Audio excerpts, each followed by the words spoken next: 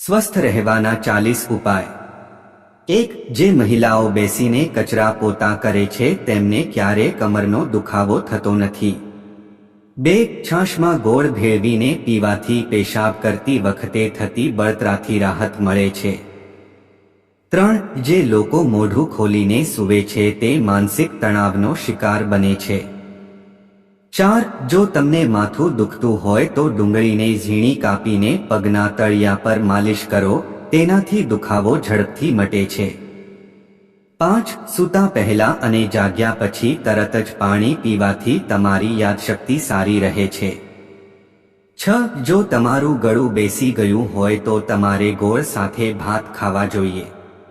7. ખૂબ ગરમ ખોરાક ખાવાથી હૃદયરોગનું જોખમ વધી જાય છે। 8. જો તમને વારંવાર મોઢામાં ચાંદા પડવાની સમસ્યા રહેતી હોય તો રાત્રે જમ્યા પછી ગોળનો ટુકડો ખાઈ લો। 9. જો તમને રાત્રે ઊંઘ ન આવતી હોય તો તમારા મોંમાં નાની એલચી રાખવી જોઈએ, તે તમને સારી ઊંઘમાં મદદ કરશે। 10. રાત્રે સૂતી વખતે પગ નીચે ઓશિકું રાખવાથી કમરના દુખાવાથી છુટકારો મેળવી શકાય છે। 11. જો તમે ઈચ્છો છો કે તમારી કિડની હંમેશા સ્વસ્થ રહે તો રાત્રે પેશાબ કર્યા પછી જ સૂવું જોઈએ। 12. જો તમારા વાળ ખરવા લાગ્યા હોય તો બાફેલા ચોખાના પાણીથી માથું ધોઈ લો, તેનાથી તમારા વાળ ખરતા બંધ થઈ જશે। 13. પનીર ખાવાથી આપણી યાદશક્તિ તેજ થાય છે। પનીરમાં જોવા મળતા વિટામિન બી યાદશક્તિ વધારે છે। 14. અડધી ચમચી કાચું જીરું આખી રાત પાણીમાં પલાળીને સવારે ખાલી પેટ પીવો, તેનાથી એસિડિટીની સમસ્યા દૂર થશે। 15. સવારે વાસી મોઢે લસણનું સેવન કરવાથી દાંતના રોગો અને સાંધાના દુખાવામાં આરામ મળે છે। 16. જો તમે કિડનીની પથરીથી બચવા માંગતા હોવ તો તમારે નિયમિત રીતે તરબૂચનું સેવન કરવું જોઈએ। 17. જે વ્યક્તિ શાંત રહે છે તેનું મગજ તેજ હોય છે। 18. જો તમને તમારા શરીરમાં સોજાની સમસ્યા છે તો તુલસીના પાનમાંથી બનાવેલ ઉકાળાનું સેવન કરો, આ શરીરમાં સોજો ઓછો કરવામાં ઘણી મદદ કરશે।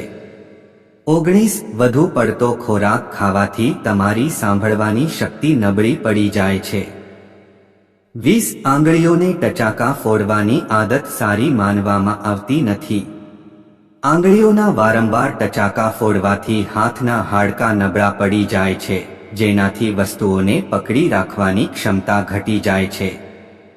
21. ડુંગળીનું અથાણું ખાવાથી શરીરમાં લોહીની ઉણપ નથી રહેતી। 22. વરિયાળી અને સાકરના સેવનથી આંખોની રોશની વધે છે। આ મિશ્રણને રોજ દૂધ સાથે લેવાથી આંખોની રોશની વધે છે અને આંખ સંબંધિત રોગો દૂર થાય છે।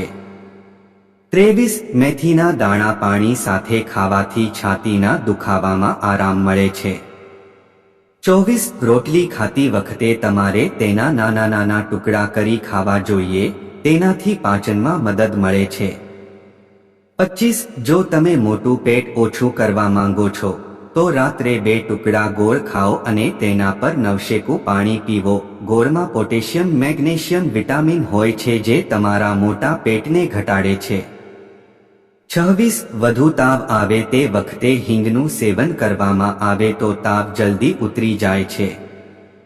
27. નીચે બેસીને ખોરાકને સારી રીતે ચાવીને ખાવો જોઈએ, જેથી ખોરાક સરળતાથી પચી જાય અને તમને ઝડપથી ભૂખ ન લાગે। 28. જો તમને શરદી હોય તો રૂમાલ માથપુર રાખો અને તેને સૂંઘો, તેનાથી શરદીથી રાહત મળશે। 29. પગના તળિયા પર સરસવનું તેલ લગાવવાથી વ્યક્તિ ઓછી બીમાર પડે છે। 30. 35 થી 40 વર્ષની ઉંમરે શરીરમાં થાક અને નબળાઈ વધવા લાગે છે। આ માટે જો તમે આયર્નની ઉણપથી પીડાતા હોવ તો તમે વધુ થાક અને નબળાઈ અનુભવો છો। આયર્ન આપણા શરીરના કોષોને ઓક્સિજન પહોંચાડવાનું કામ કરે છે, જેના કારણે થાક અને નબળાઈ સતત રહે છે। તેથી પાલક, બીટરૂટ, દાડમ, કઠોળ, વટાણા અને શક્કરિયા જેવી આયર્નથી ભરપૂર વસ્તુઓને આહારમાં સામેલ કરવી જોઈએ। 31 ગાજર ખાવાથી આંખોની રોશની વધે છે. 32 જો ચહેરા પર પિમ્પલ્સ હોય તો બરફના ટુકડાથી મસાજ કરો. 33 રોટલીને દૂધમાં પલાળીને ખાવાથી શરીરની બીમારી દૂર થઈ જાય છે. 34 શક્કરિયા ખાવા આપણા સ્વાસ્થ્ય માટે ખૂબ જ ફાયદાકારક છે. તે આપણા વાળને ઝડપથી સફેદ થતા અટકાવે છે. 35 જો તમે મોટાપાથી પરેશાન છો તો દરરોજ 1 ચમચી અળસીનું સેવન કરો.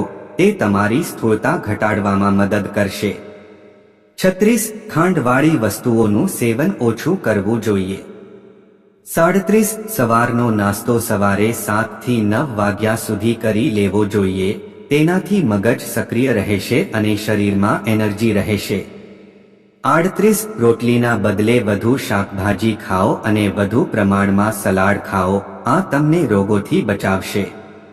39 જો તમે સવારે કોફી અને ચાને બદલે 1 સફરજન ખાશો તો તમે હંમેશા સ્વસ્થ રહેશો. 40 જો તમે કાયમ યુવાન રહેવા માંગતા હોવ તો ગાયના દૂધમાં ઈસબગોળની છાલ મિક્સ કરીને પીઓ. 41 જો તમારે વજન ઓછું કરવું હોય તો લીલા કેળા ખાઓ. તેમાં ભરપૂર માત્રામાં ફાઇબર હોય છે જે ભૂખને નિયંત્રિત કરે છે અને શરીરને એનર્જી આપે છે. લીલા કેળામાં ઓછી કેલરી હોય છે જે વજનને નિયંત્રિત કરવામાં મદદ કરે છે. 42 લવિંગમાં એન્ટીબેક્ટેરિયલ ગુણ જોવા મળે છે. દરરોજ ખાલી પેટે 1 લવિંગ ચાવવાથી દાંત અને પેઢાની સમસ્યાઓથી છુટકારો મળે છે.